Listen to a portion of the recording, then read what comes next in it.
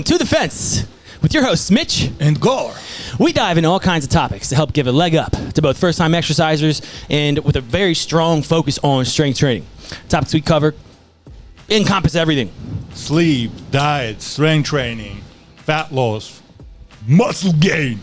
We even touched last week on how much per unit protein can be found in semen. So you name it, we will talk about it. Let us help you get off the fence and into the body of your dreams. Girl, you need the Jesus, just a reminder. Yeah, right. And take two. Welcome our guest, Sam Bortnick. How are you guys doing? All right, so we just tried doing take one. I forgot to record. We're going to try to recover this pretty quick. Sam's in a band. Sam he doesn't look like it, but he's a mortgage officer. Is that what I kind of do 50 different things. My technical title is Client Success Manager. Like that? So I kind of, what I would tell people is at least I manage something. Right. That makes you feel important. That's a great title. I kind of just fill in the cracks. There's like 50 different, nuanced tasks that aren't necessarily specialized for anybody, and I kind of just do everything in regards to that, whether it be finding new realtor partners, whether it be making sure that our clients find their way through our pipeline. There's multiple stages in the loan process from pre-approval to closing.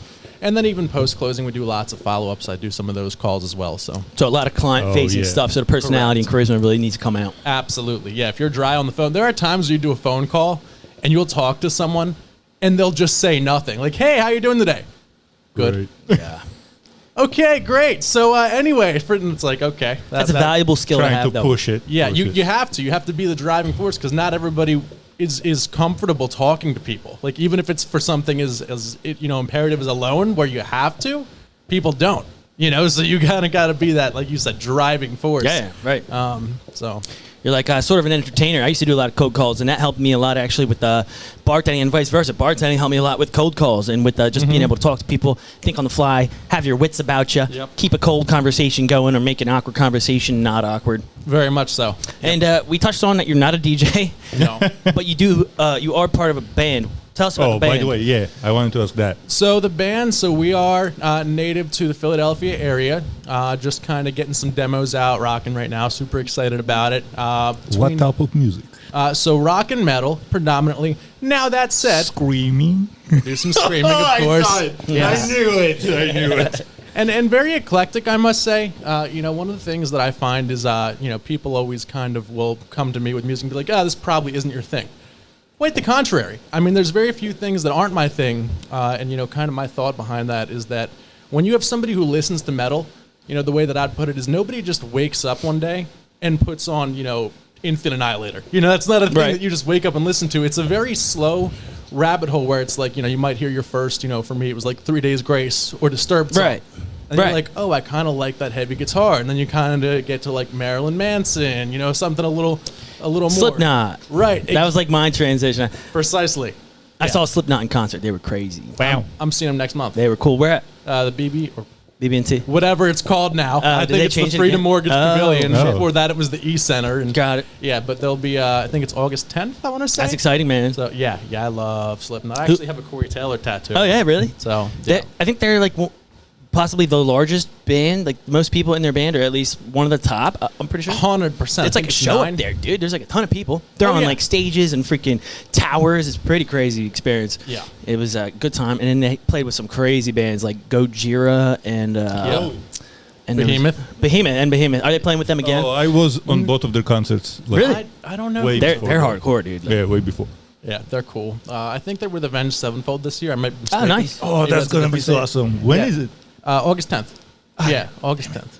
So, again, it's one I always like to get out and just see what people are doing. Yeah. Because once you get to that level, those guys have the algorithm down. So even though there's certainly an aspect of fandom for me and wanting to go see my childhood heroes perform, there's also like, that's cool. I didn't know you could do that. How can I also, add this in a part of my presentation? Right. Yeah, it's like market research. Yeah. Precisely that, yeah. I mean, you're on social media, you see 50 different things, and you're drawing from a well at that point of all the newest things that you may not have implemented in your own routine, and you can just pull. Yeah, 100%.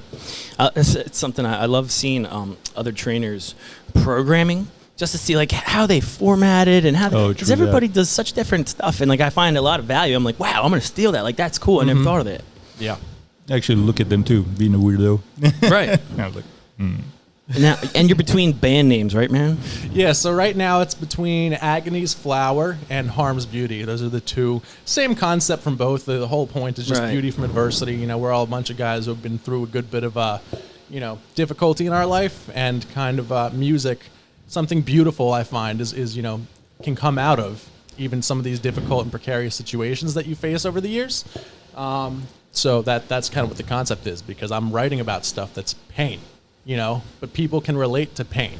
And Right. that can be a safe place for so many people, and there's such beauty in that. So that's kind of where those ideas deviated from. It's like the phoenix rising from the ashes, Not to be cliche, but your life experiences turn you into who you are today, Yep. And I can't find my template. Also, it's going to bother me. I meant derived from, not deviated from. Okay, yeah, I'm glad you corrected I had yourself. to specify yeah. because it was going to. Yeah. That's fine. I would have done the same thing. All right, so tell us about yourself, man. What's your background?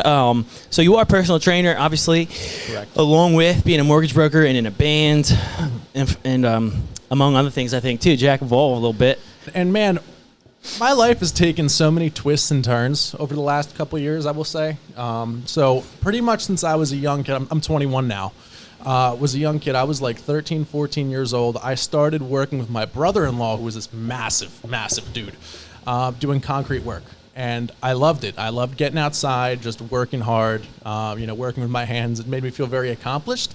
So as I got older, I decided I wanted to pursue that. So I went to this military-style trade school called Williamson College of the Trades out in Media.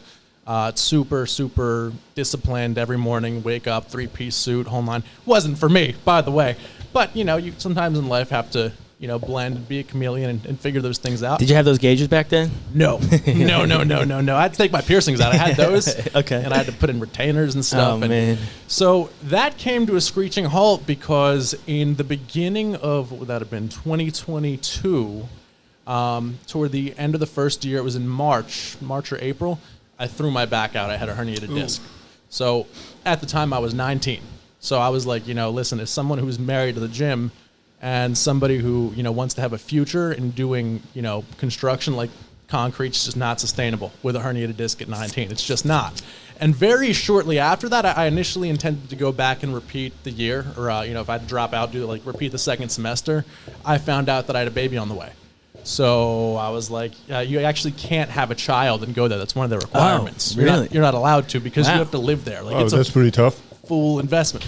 Yeah, so I was like, I guess I have to rethink my life a little bit, So from that point, I'd known the Bill Marvin Mortgage team. A little shout out to them. So I've been family friends of theirs for years, and they'd always known me for my work ethic, coming over, fixing things around their house, whether it be a car or they were moving and they needed help.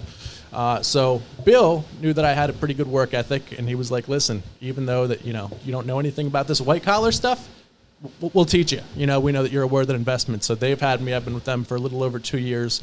And that was kind of the reason why, was because I knew I had to transition from something so labor intensive and demanding to something that was, not going to be so taxing if I wanted to stay in the gym and stay mobile and not die. Right. So- Longevity. Yeah, precisely that. And then music's just always been a passion. I've been hugely into, even from playing guitar in church at like the age of 12. Oh, cool. So, and that just kind of over the years grew and grew and grew. Started doing little gigs here and there, started making connections, meeting the MMR guys, all that kind of a thing. So now we're here, got some shows hopefully coming up. It looks like our first one's going to be in November, fingers crossed. Nice. So yeah, really excited about the new project as well. You got to give us details on that show, man. So that would be November 2nd. My friends will be there too. I'm actually going to be opening for my dad's band, which has been a famous Philadelphia act for a long time. They're called Octane. I feel like I recognize that for some reason. Oh, they were all over the place back in the day. They just did their 20-year anniversary show at the Landis Theater in Jersey. All right. And that sold out. It was like 800 people, and people drove an hour and a half to go see it. So that's great exposure for you to be able to, I'm not going to say ride on your daddy's coattails, but just have that asset, that resource, to be able to get Precisely. in there, go put in a good word for you. Obviously, you're bringing value Life and after skill to the life. table, but Yeah, I'm not familiar, but I'm going to be, I'm sure. So, yeah, he was, of course, like, listen, if you guys have the content together, let's come do it. So now we're kind of racing the clock to get these demos exactly where they need to be so we can make that show. So fingers crossed. That's awesome, man. Congrats. Nice. How did you get into the fitness? You're like a good mix of everything. transition. Good transition. So I got into the fitness world from a relatively younger age. I was around 15. Try getting a little closer, just a little. Maybe turn it. Yeah. There we go. Yeah, I I was suck on it a little bit. I was right around 15 years old, and I was obese. I was very obese. I was about 5'8", 5'9", still going through the later ends of puberty, and I was 250 pounds. Wow.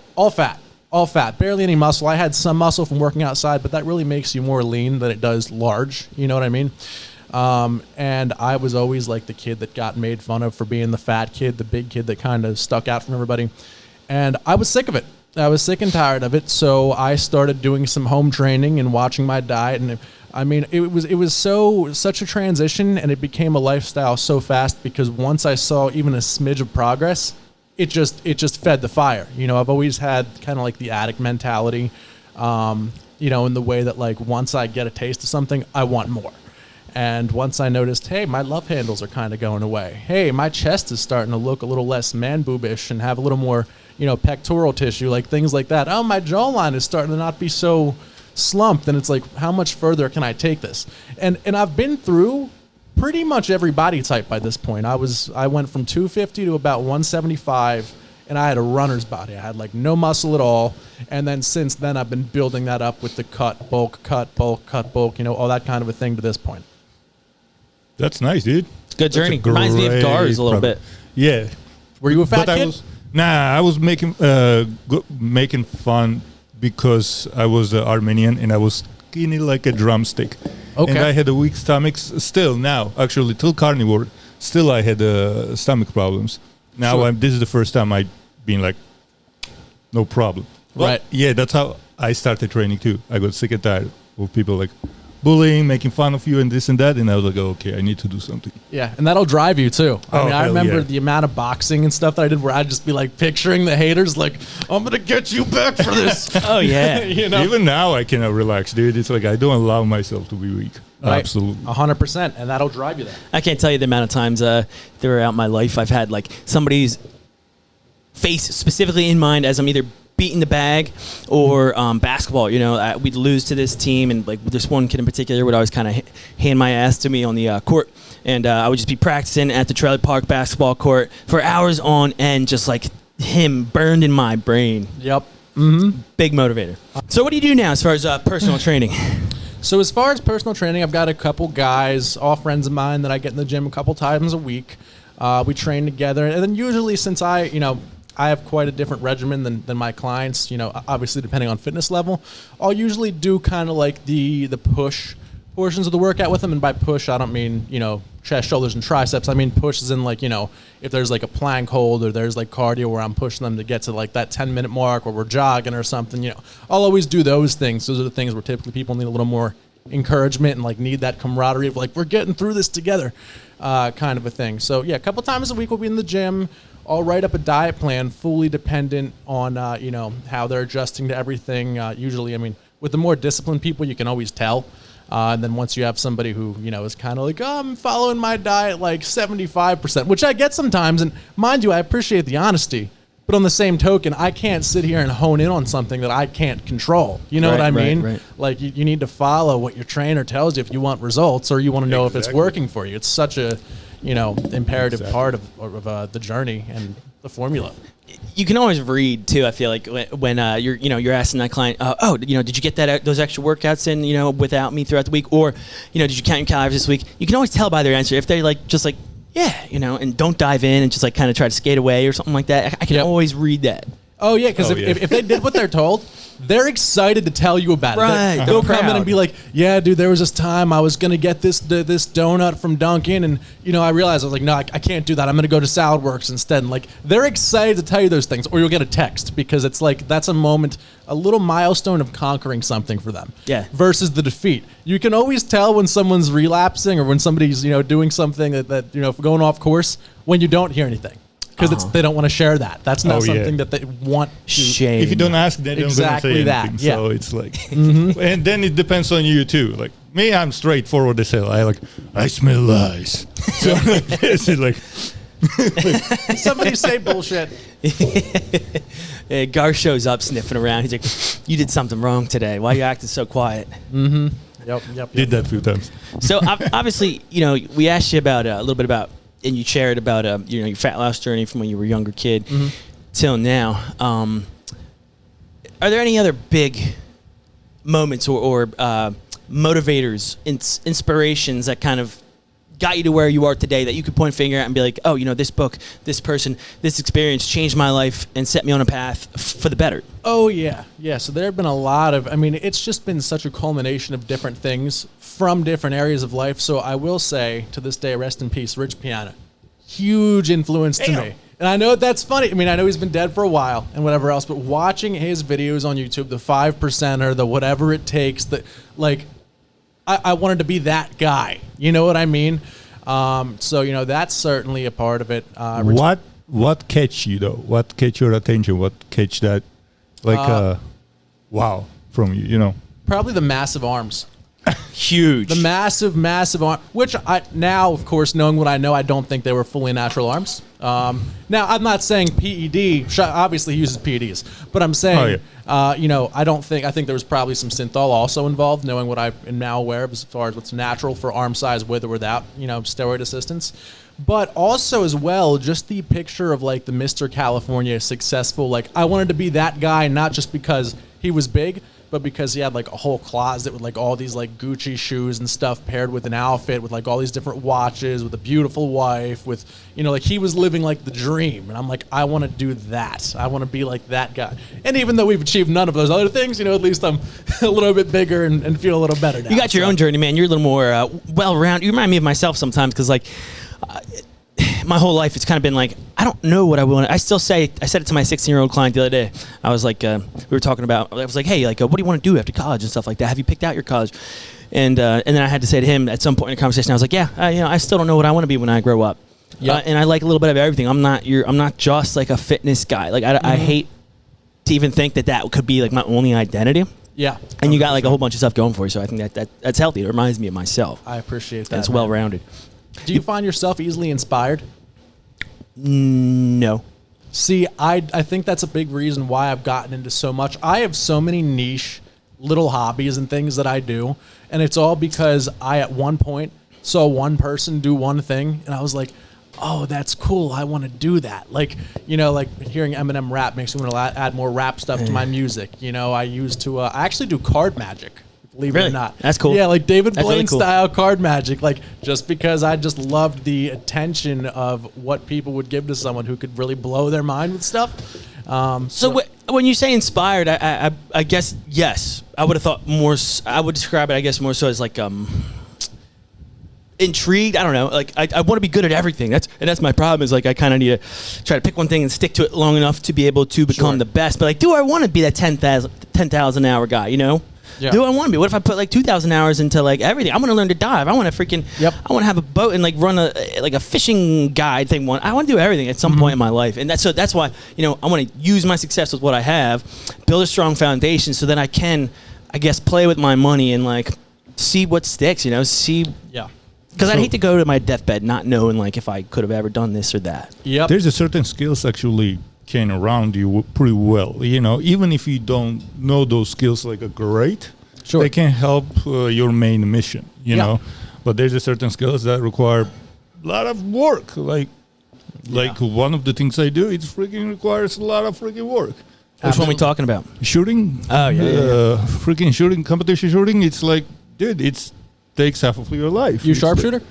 No, I'm freaking crazy. It's a tactical competition shooter? Yeah, not just shooting straight. You run, you jump over stuff, you throw weights here and there. It's it's a lot of stuff. It's like a Spartan race with guns. Pretty much. That's pretty awesome. That's pretty hardcore, man. So that requires not just being a good shot. That requires a lot of extra things. Yeah, agility, focus. I can't even imagine. Exactly. Being able to control those nerves. Yeah. But you know what's funny thing? when people see you do something fun, all right, they want to jump in. Yep. And then you try to explain to them that it will slow me down, it will slow my improvement and actually move me backwards because you absolutely don't know anything. Sure. So me, I barely have any little time left for myself, and now I have to use that time just to keep you entertained. Yeah. It's not a bad So- thing to be selfish with your time, I don't think. I think I advocate for it. Yep. Yeah, listen, a lot of business people are like that. You know, they know how to say no. It just, people have to understand when you are doing it as a profession. Yep. Listen, man, it's like I will give you tips, I will give you this, that, but for me, just going in a range right now, Yeah. what we have, and just shooting straight, that's super boring and useless and Sure. wasting time and money. I'll So- tell you same thing with music, Yeah. man. Like the amount of nights where my buddies hit me up, they're like, "Yo, we're going to grab beers. Yo, we're going over so and so's house. And I'm like, here I am sitting in my basement on a MacBook, you know, synthing in little drums and stuff, and it's like, you know, Beautiful. by There you myself, go. recording guitar parts, doing vocals, and it's like, yeah, I would love to just slam this MacBook. You are shut. running a business. That band is a business. It's like- 100%. Pretty much. It's a full time investment. There's so much that goes into it. Like, you know, it's funny because, you know, everybody wants to be a rock star. Everybody sees the end result of what it looks like to be on stage in front of thousands of people and be like, I want to do that. And it's like, that stemmed from thousands of hours of consistent work, of Exactly. consistent skill development, getting the right people together, the rehearsals, the songwriting, the amount that goes into being successful in the music world. There's so much in combination with so many other things that it's not just, oh yeah, just go up there and do that. Unless you want to be a cover band. No diss on cover bands. yeah, right. But yeah, I mean that's for hobbyists. Right. You know right. what I mean? Yeah, and there are people that works for. You know, like Yeah, I know. I have some friends who are in cover bands and stuff, and they do great. It's, you know, it's fun that they are in an environment that they enjoy. It's like part of their lifestyle, and yeah, they make a little cash usually, but like it's not like they're making a living off of it. it's a hobby and a joy. It's Yeah, like, yeah, I right. just, you know, would like to make music. I want to do something with music versus, you know, somebody who's like, no, I'm doing this because I want to crush it. There are very different things and different levels of involvement as with most things. Yeah, 100%. And here's the thing too. I play guitar. I have a Dean. If you know Nice. Dean, yeah, Of course I do, yeah. With the horns. It's, I forgot Yep. the name of it, but it's. I will show you the picture. And I actually been having a dream to buy a Jackson Kelly, Okay. but you know, you disrespectful bastards. It doesn't make guitars for a left-handed. Okay, Oh, that's a lot of I'm a companies, man. lefty. Preach to the choir. That's why I love Dean, man. They, I'm going for a second guitar there too. They have left-handed Deans? Yeah, I've never seen one ever. bro. And it's like a good price. Okay, they are not pumping the prices up because, you know, we left-handed people seems like we are rich automatically. So, You should check out Schecter's. Schecter's makes Schecter's. some great guitars for right and left-handed. I love playing Schecter's. They sound gross. They fill the room up, and the playability and comfortability you'll find on a Schecter, unlike any other company. I mean, I love Schecter guitars as far as being budget, because I usually Yeah. play Music Man Ernie Ball guitars, but they're Yeah. like $4,000, and not most people don't want to spend $4,000 on a guitar. Schecter's $800 to $1,200. I mean, second to none as far as quality for that price range. oh, yeah, Yeah. I mean, why not? Yeah, my Dean cost me like a $900 too. So it's like, and as we were talking about it, right? Like shooting for me, I'm taking it all out. Like a guitar, I enjoy it. Right. So I use it as a hobby. 100%. So it's like we have like you do with the cards, magic card. You know, Right. it's like you know it. A It's sometimes awesome, thing okay? for fun. Yeah, Yeah. you know, you will pull off some moves, and people gonna be like, "Wow!" Yep. So stuff like that. You know what I'm saying? I mean, I'm the same way with the guitar. On topic with the, you know, your guitar and your shooting and people, you know, you have to be kind of selfish with your time because you're trying to, you know, pursue your own skill and accelerate that process. I couldn't help but think how that relates to personal training. And as a personal trainer, you have people all the time wanting, I don't want to say free handouts, and there's select people that I trust or people that like come the approach the right way that I can tell that they're ambitious or hungry, and I'm willing to share free information, and it Oh, fills me, you know, 100%. I enjoy agree it. with you. But like you also have to be picky and choosy with that because you get burnt enough times. Like people ask you these questions and then you're sharing all this value and then nothing's done with it and you're just Exactly. like it hurts you in your soul, you know. They Yeah. just be lazy. They don't do anything, and you are like, man, I put so much time. I trusted the guy, you know, and I absolutely agree with you too. And we are personal trainers, and you cannot like this.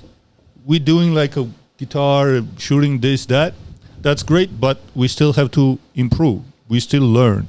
We put our time into this. We learn. I'm working on another certification right now. So it's like, it's, when you come in, you better be ready to put some friggin' work in, because we put a lot of work and time to learn that.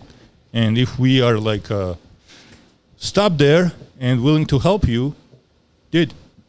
Speaking of, you got any tips for new and aspiring lifters? I would say, so as far as lifting or as far as fitness? Let's give me one mindset, I guess, and one, and then I guess we'll roll this into the next one too. Kind of like your philosophy as to how they can get where they go in a nutshell. So as far, obviously always challenging yourself, no matter what that looks like, whether that's, I've got a guy that I'm currently taking to the gym who, his mentality is it's better to do something other than nothing, which is true. It's absolutely true. I agree. I'll train him a couple days a week, and then we'll come back on Monday and be like, what's your diet been looking like? He's like, I still had 30 beers over the weekend at the beach. And I'm just like, okay, you realize that's, he's like, I don't care. I'm not going to stop drinking. I'm still going to keep drinking. And I'm like, you need to take that. If fitness is a goal to you, that can't be present. Like, that's not a negotiable. That's not I had a cheat day. That's you're plummeting your test. You're going way over your caloric intake. So I would say always challenging yourself and going just a bit further. And sometimes challenging yourself doesn't even necessarily look like, pushing yourself beyond a certain limit. Sometimes it looks like trying something new. Like, I know for me, I always used to be someone who was like, I'm going to stick to the tried and true thing. I know how to, and it's like, with the amount of advancements we have on a very consistent basis, there's always a new thing to implement. There's always new things people are trying. I hear some people with different splits. You have, bro split, push, pull legs, Arnold split, all these things. And it's like, I was like, back in the day, I was married to bro split. Believe it or not. Right. We all been there, yeah. We all been there, for sure. And just trying something different was like something I didn't want to do. And it's not saying you can't go back to that tried and true, but like getting outside of your comfort zone, experiencing what's out there, switching up your programming can be invaluable, You never know if it works if you haven't tried it. Right. You never know if, so always. And that's not to say, we're not saying our loyal listeners to go out and try every single gimmick out there. No. But, within reason, like muscle confusion is a really important thing. If you keep doing the same workout over and over again, your body gets used to that. Right, so variations of, you don't want to keep doing the exact same bicep curl and expect your arms to keep growing. You can see some growth, but then you throw in different variations, throw in different volumes, throw in different pieces of equipment. Even the tiniest little tweak, like just changing the way that your wrist is facing, is you're working in muscle in a totally different way. It doesn't have to be some crazy, convoluted, weird thing that I found from some old book. Like, and I find, go ahead. Yeah, every time you try, you have to try and get some PRs. And I know it's like, for some people it's going to sound crazy, but PR, it should not be like just every day you go there or every week you go there. It's like have to be 5 pounds more. No, absolutely not. Just if you feel after those 10 reps, the 10th rep went easier, it's a PR. Let's rock and roll for 11th one. That's a good thought. Good train of thought. Yep. Always, it's a little improvement. It's always some improvement. Yep. And in my philosophy, I believe very, very much so. And it varies for everybody. I have a Lance. He's a trainer on our roster at Blackout Training, and he's bodybuilding right now. And the kid doesn't do like next to any compound lifts. I don't think. He's doing all machines, and that's because he's looking for hypertrophy. He's looking for a different thing. That's not to say those compound lifts with barbells could not get him to his goal too, but he just has a very specific target. But like in my philosophy, I think you need to repeat the same compound lifts over and over and over and over again. You shouldn't really be doing something new every single workout. It's going to be really repetitive, but by changing those variations, not only are you going to see more results, but also it mixes up the monotony, and so I think that's like invaluable. 100%. Yeah, if I did the same workout every day, I wouldn't. There'd be no glee in working out. It's always like, hey, I was watching, Alex Eubanks' new video. He did these, new curls. Like I think it was the other day, I was doing these lat curls where like you were in the lat pull down machine Oh, I do doubt. They're great bicep You probably got that exercise. contraction One like of the no best. other contraction you ever had, right? Oh, it's Right. beautiful. And it's Oof. just so much different than just the dumbbell. You know what I mean? Yeah, Like just yeah. the littlest things to change it up, and it adds variety. It makes you excited to get back in the gym. You just it keeps feeding that passion. Yeah. Yeah, bicep deserves some different angles too. You know, it's like everyone just did this. And by the way, he probably, because he's cutting maybe, that's why he's moving towards more machines. Because he's it's probably like a trying to isolate. stimulus versus Right, right. fatigue ratio too, you know, because deadlift, squats, they tax the body a lot. Very So if you are, neuromuscular, right? yeah, so Yeah, if yeah. you're cutting on the calories, Yeah, it's gonna and I think beat he you said up. he's even doing 2 days, so it's probably a lot of volume, you know. And he's at like, God, he just posted it. He just over 2,000 calories. He's Oh, looking God yoked. bless him. He's looking real good. Nice. Yeah. And I can tell you, I've changed my routine 1,000 times for different goals every time. Like there was a time I was literally putting 2 1.5-hour sessions into the gym every day, and I noticed actually after not like, bad at all. you know, I felt great. I was ripped, but I wanted to get larger. I wasn't getting larger. It was like 6, 8, 9 months went by, and I was like, okay. I mean, my strength is pretty much now plateaued, and I have not gained the size that I've been looking for. What am I doing wrong? And then I realized you're inflamed all the time. You're tired all Need the more time. rest. Like, you need more rest. You need more calories of the right calories, and you need to be working less hard, which is almost never the answer. But I found out once I started switching those things up, I within like a month was like, oh wow, I'm starting to already feel great and different. So important to realize that, like, rest and lighter weight sometimes, or lower volumes, yeah, blah blah blah, and taking little breaks or working it into some kind of program. It's going to keep you from getting hurt, and it's going to keep that progress train growing. Yes. Oh yeah. In the case of when I agree with you about the twice a day, it's like it's not like I do rest 2-3 times a week. Sure. So and I do West Side Barbell training. So West Side Barbell, it's like you max out almost on every training. I'm okay? familiar. Yeah. You just like you adjust those squats every time you do squats. It's not the same. Okay. One day you will do, let's say, flat bar, regular bar squat. And another day you will do with the chains, with the safety bar squat, okay? But you always max it out. So I was beat up after maxing out, you know? And then I was like, okay, I need to chill. So I rest, train my clients, this, that, and in the evening I go and finish up with the accessories. So that's how I do it. And actually I felt great. Now I just don't have that much time anymore. Yeah. So. Yeah, West Side's hugely. They're like also like kind of controversial as well in the fitness community, are they not? Oh yeah, I mean a lot of MMA guys these days do West Side style And they're of hardcore training too. Yeah, I'm not speaking anything negative. I just know I've heard a good bit about who's their like big trainer, the main guy. Like he's like some old dude who's like an old. he died though. He died? Louis Simmons. Yeah, he died. Okay. I believe 2 years ago or so. But listen, he till the end he was a freaking legend. Till the end he was doing mad weights. Okay. Yeah. So he had a broken back and he came back from that. Like. So. Yeah, it's with the West Side Barbell. There is a lot of history, but they do adjust their training these days, like towards like more athletes and stuff. Like I'm taking their athletic certification, so I'm not taking the powerlifting one. Okay. So yeah, Gotcha. That's very interesting. What's your personal split in the gym right now? How are you training? So I'm currently doing a little bit of an interesting split. So my entire fitness day, what it looks like, I'm up early. I go to the gym. I do push-pull legs currently. Now a little bit of a version of it. So I'll do on, we'll say Monday, just because it makes it simple. So I'll do chest, shoulders, and triceps. But because you work your shoulders inadvertently, I'll like do a little bit of shoulders with like, you know, chest and triceps in the workout.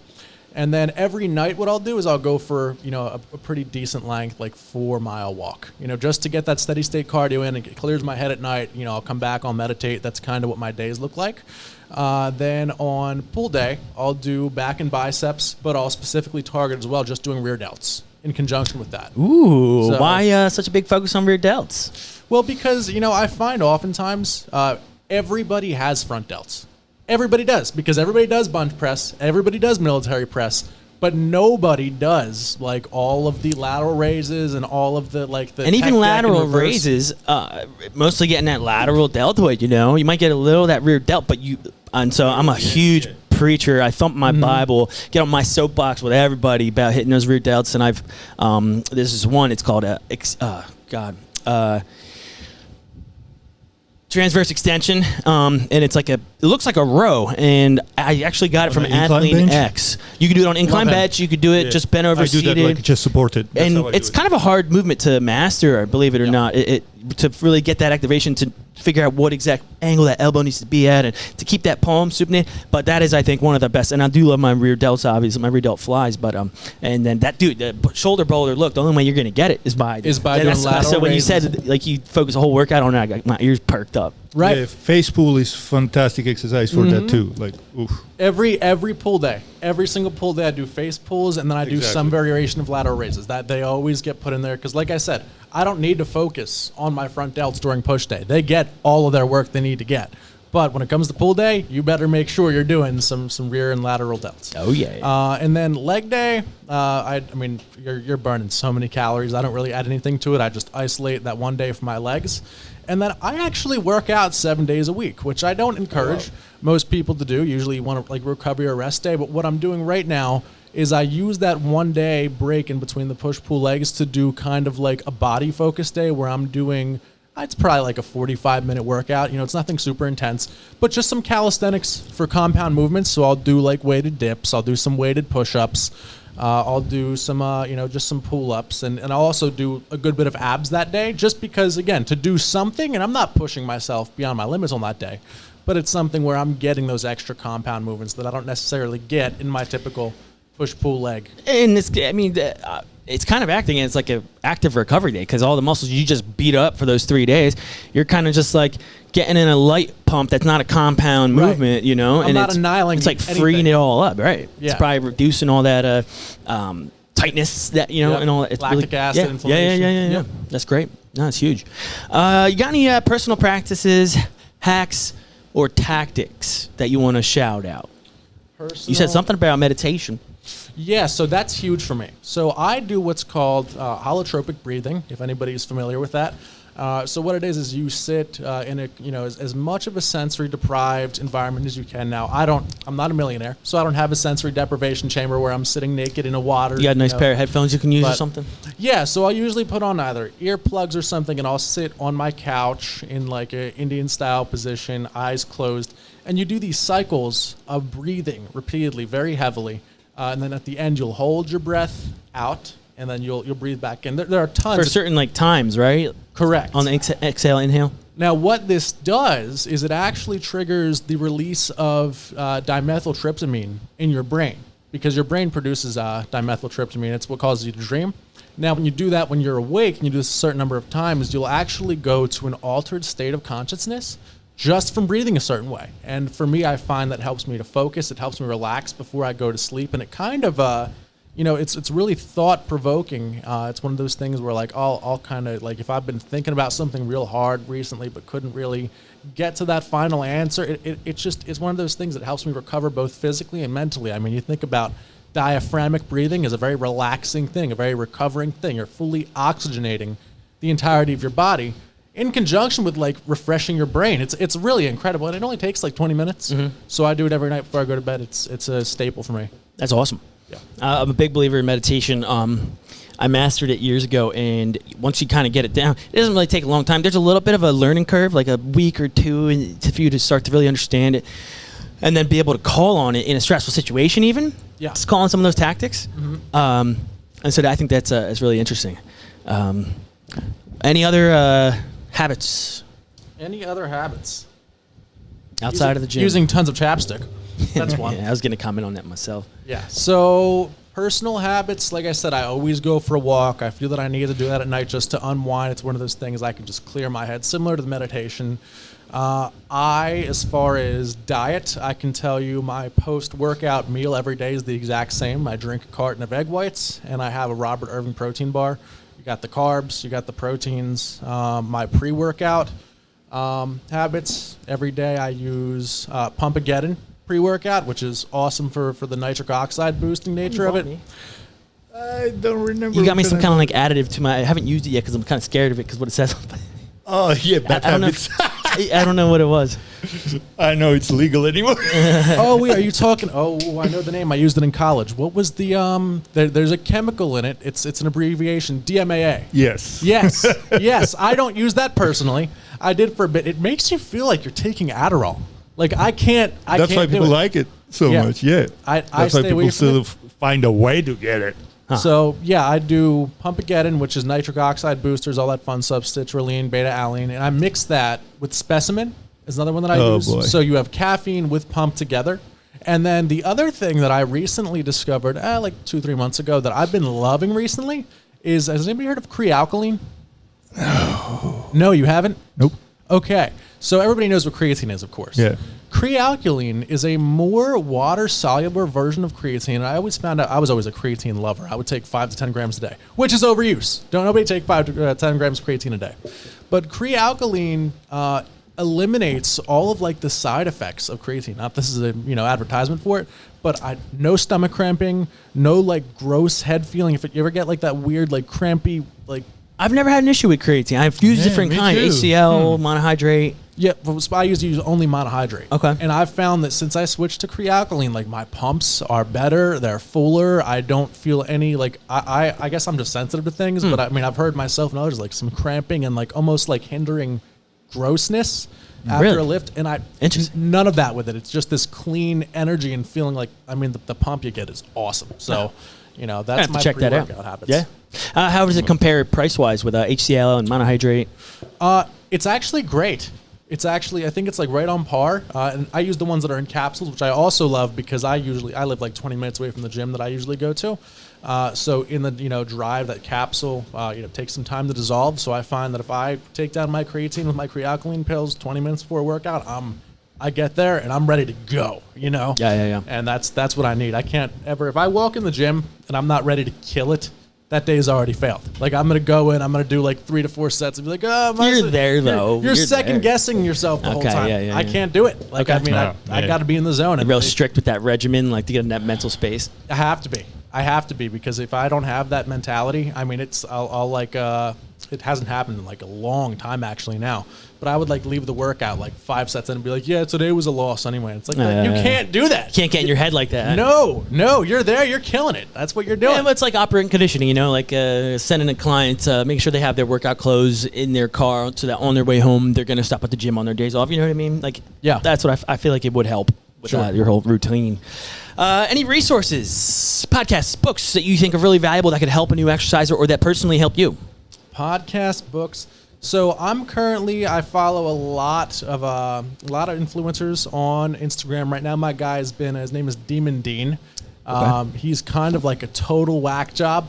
He totally is, but he's awesome. He's one of those guys that he inspires me on a daily basis. When I watch his daily stories, like his big thing is he like screams in the camera, "Time to get those effing gains, dude!" Okay. And they just Like a when I hear real that- true blue meathead? Yeah. Okay. But I made that noise my alarm, and every morning when I wake up to go to the gym, I'm like, yeah, it is time to get those effing gains. Let's go. That's awesome. So yeah, he's great. Rich Piana, like I said, was awesome for me. I also follow. You mentioned Athlete X, Jeff Cavalier's Yeah. awesome.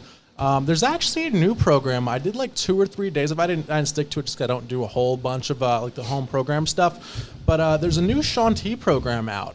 That's been actually, my father's actually doing it now full time. It's like resistance training based. You're familiar with Insanity, right? Yeah. Yeah, Insanity, Max 30. Those are all kick-ass programs, Right, by the way. right. They work.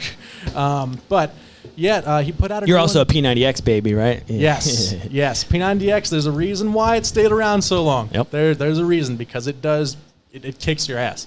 But the new Shaun T program is entirely based around resistance. And that's not, his workouts before Insanity was 60 to 75 minutes of like the jump squats and all that crap, Right. like runner stuff. Yeah. I don't, my joints don't do that. Like I don't do that stuff anymore. And so this new resistance program has got out I've been hearing really great Interesting. things about So you wanted to test it out. So, yeah. So you just- could vouch for it or not. Precisely, Right. yeah. And I would sponsor it. I haven't done the whole program, Okay. but I would say that program's great. Cool. Yeah, pretty much all the modern day Beachbody and Instagram guys. Yeah. Right. Give us your plugs, man. Shout out the band. Shout out your socials. So as far as plugs, I'm Sam Bortnick on Facebook. My Instagram is Jonathan_Davis. A little bit of an interesting way we got to that name, but yeah. So, okay. Inside joke there. Yeah, Jonathan_Davis. Well, no. So I'm from Philadelphia, of course, and I'm a metalhead. So the singer of Korn's name is Jonathan Davis. Okay. So I made mine Jonathan Davis. Got it. Oh, I see. With that little Philly accent on it. I see. Gotcha. So that's how we got there. So I tell people on my social all the time, they're like, why do you have two different names? And I'm like, there's nothing. I'm not trying to hide nothing. It can be confusing. Yeah. It can work in your favor or work against you. Right, just like my email.